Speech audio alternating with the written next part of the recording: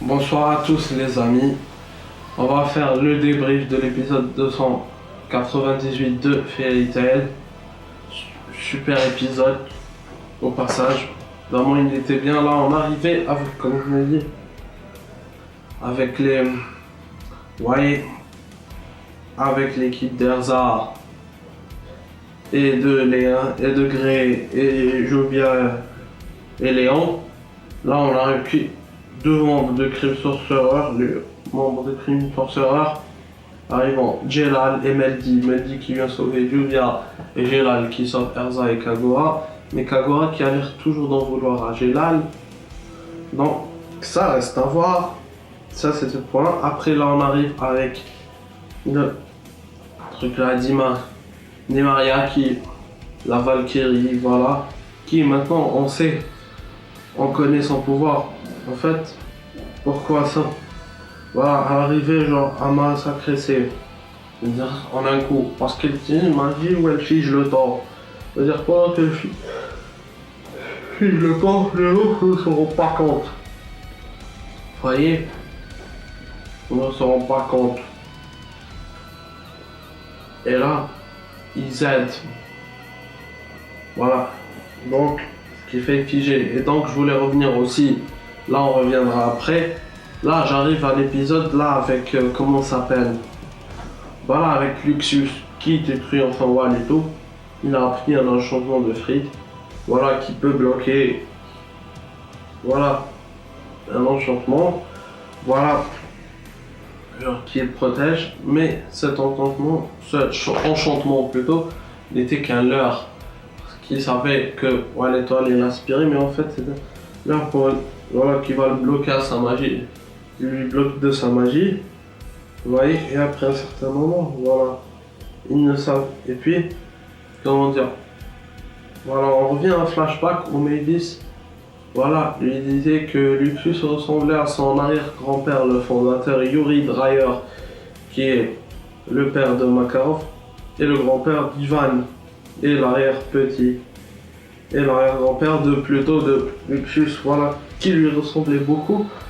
Mais voilà, mais qui avait une personnalité différente de celui de son arrière-grand-père, du fondateur.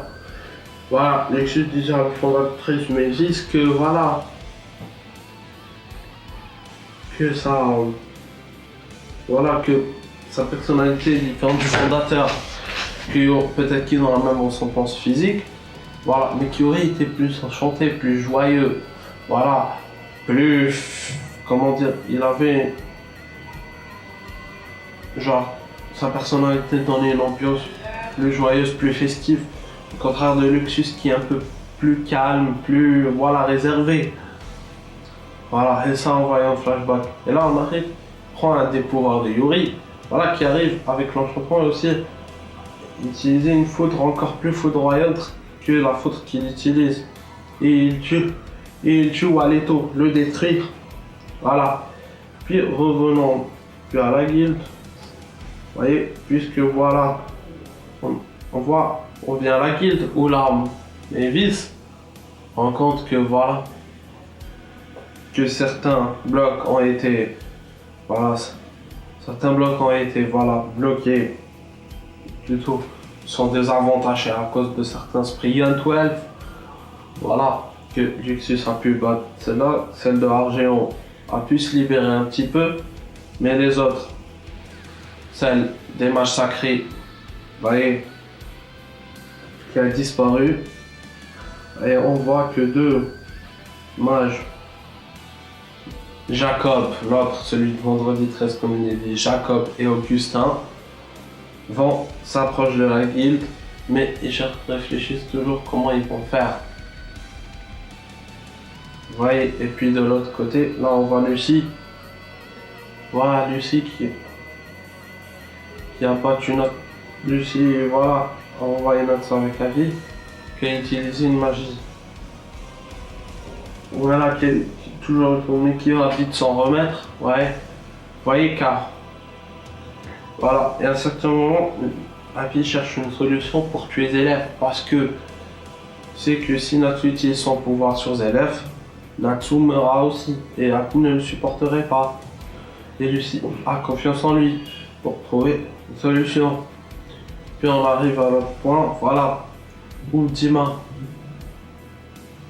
vois, où Di Maria enfin montre une forme genre plus, voilà, de déesse, vous voyez, de déesse grecque, voilà, c'est ça, voilà, où elle peut utiliser une magie plus puissante et mortelle, voilà, qui a réussi à un certain moment, ouais, ils étaient figés jusqu'à l'arrivée d'Ultia qui a pu les faire réveiller un peu.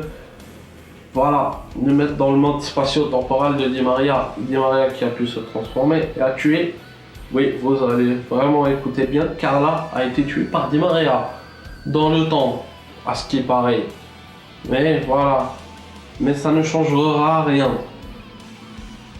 Donc, le seul moyen pour eux d'être sauvés, pour ne pas être tués, voilà, car à un certain moment, Ultia avait dit qu'elle ne pouvait pas rester trop longtemps dans cette espèce, elle ne peut apparaître sous sa forme jeune que dans le monde que dans le monde spatio-temporel de Di Maria. Et que le seul moyen, voilà. Et que là les vies de se désincarner n'avaient plus beaucoup de temps. Ils doivent vraiment y arriver à bout. Voilà, ils doivent en arriver à bout de Di Maria avant